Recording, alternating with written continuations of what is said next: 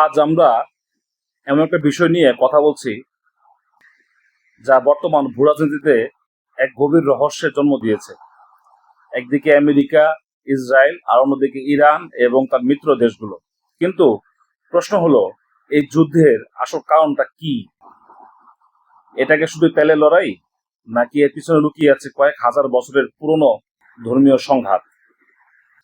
আজ আমরা এর গভীরে যাওয়ার চেষ্টা করব। ভিডিওটি একটু লম্বা হবে, একটু অনুরোধ সহকারে, ধৈর্য সহকারে ভিডিওটি দেখবেন। দেখলে পরে আশা করি আমার মতো আপনার ভিতরেও অনেক প্রশ্নের জন্ম দেবে। যাওয়া যাক ভিডিওতে। প্রথমে আসা যাক ইরানের খার্গ দিক বিষয়ে, যেটিকে খার্গ ইসল্যান্ড বলা হয়। আপনারা হয়তো জানেন এটি ইরানের তেলের মূল রপ্তানি কেন্দ্র।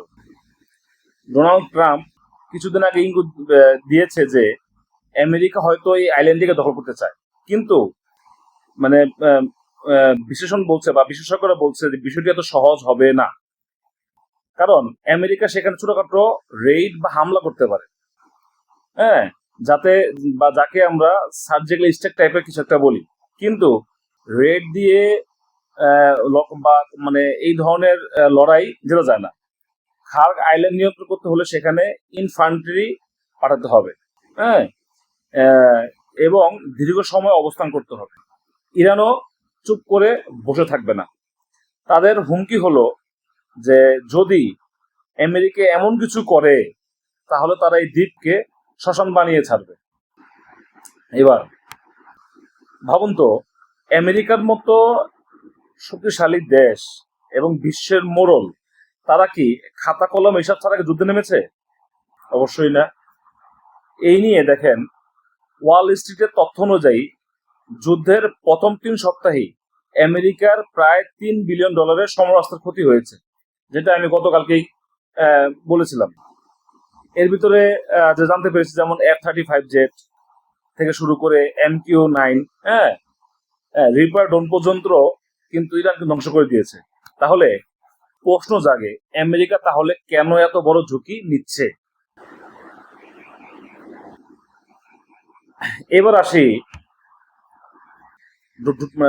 ডোনাল্ড ট্রাম্প একটা তুরুপের তাস হিসেবে কাজ করতেছে। কেমন?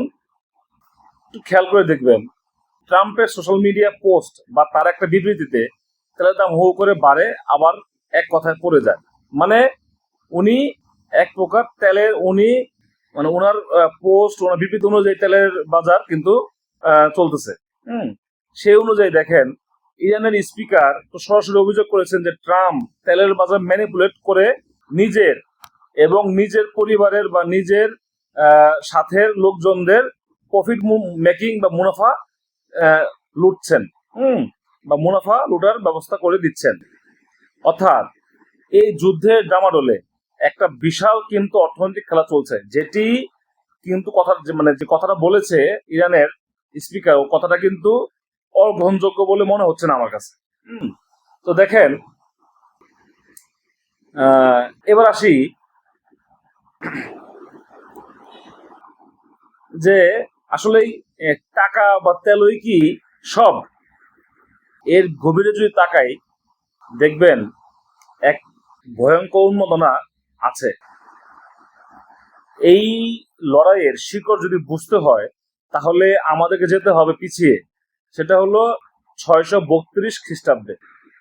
হযরত মুহাম্মদ সাল্লাল্লাহু আলাইহি সাল্লাম এর ওফাতের পর মুসলিম নেতৃত্বের সেই ঐতিহাসিক বিভাজনের সময়।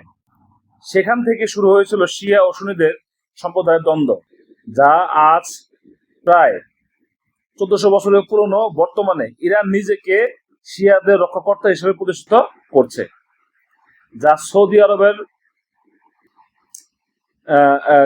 আরবের মতো সুন্নি দেশগুলোর জন্য বড় উদ্বেগের কারণ হয়ে দাঁড়িয়েছে। বিশেষ করে 1979 সালের ইসলামী বিপ্লবের পর এই ভূ রাজনৈতিক সমীকরণ কিন্তু পুরোপুরি বদলে গেছে। এখন তাহলে বর্তমান পরিস্থিতিটা কি? সম্প্রতি ইরানের শীর্ষ ধর্মীয় নেতারা সরাসরি আমেরিকা ও ইসরায়েলের বিরুদ্ধে জিহাদ করার ফতোয়া দিয়েছেন। তারা বলেছেন, এই লড়াই প্রত্যেক মুসলমানের জন্য একটি ধর্মীয় দায়িত্ব বা ফরজ। এমনকি ইয়েমেনের যে হুতি বিদ্রোহীরাও এর তাদের সামরিক অভিযানকে পবিত্র জিহাদ যুদ্ধ বা হোলি জিহাদ ব্যাটেল হিসেবে বর্ণনা করেছে। তার একটা ছবি আমি দিচ্ছি, একটু দেখতে পারেন।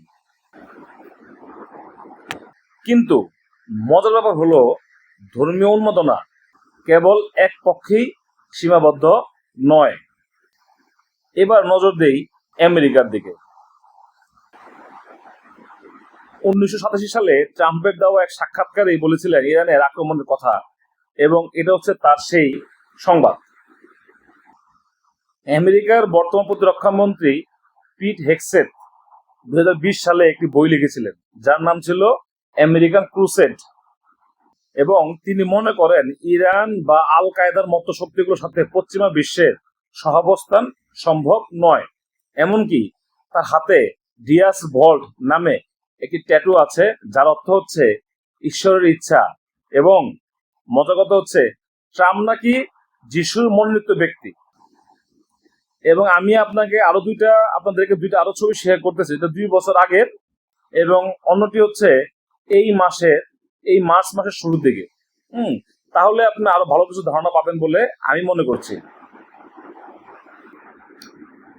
সবচেয়ে চমকপ্রদ যে তথ্যটি হলো, মার্কিন সেনাদের অনেক সময় বলা হচ্ছে যে ইরানের সাথে এই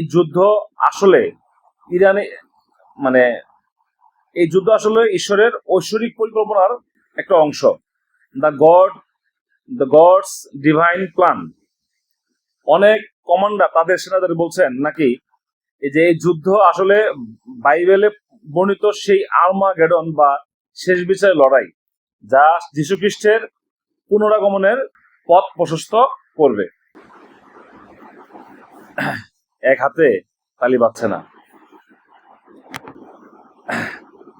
তাহলে দেখুন, একদিকে 1400 বছরের পুরনো শিয়া সুন্নি দ্বন্দ্ব, আর অন্যদিকে আধুনিক ক্রুসেডের ভাবনা। আমার মতে এই যুদ্ধ শুধু তেলের জন্য নয়, বরং আদর্শ আর ধর্মের দোহাই দিয়ে ক্ষমতা দখলের এক জটিল সমীকরণ। টেলিভিশন বা সংবাদ মাধ্যমে হয়তো আমি শুধু তেলের দামের গ্রাফ দেখি বা দেখাচ্ছে, কিন্তু পর্দার আড়ালে লড়াইটা চলছে মানুষের বিশ্বাস আর অস্তিত্ব নিয়ে। আপনার কি মনে হয়, এই যুদ্ধ কি এই পৃথিবীকে নতুন এক ধর্মযুদ্ধের দিকে ঠেলে নিচ্ছে? কমেন্ট করে অবশ্যই জানাবেন, জানালে আমিও কিছু জানবো।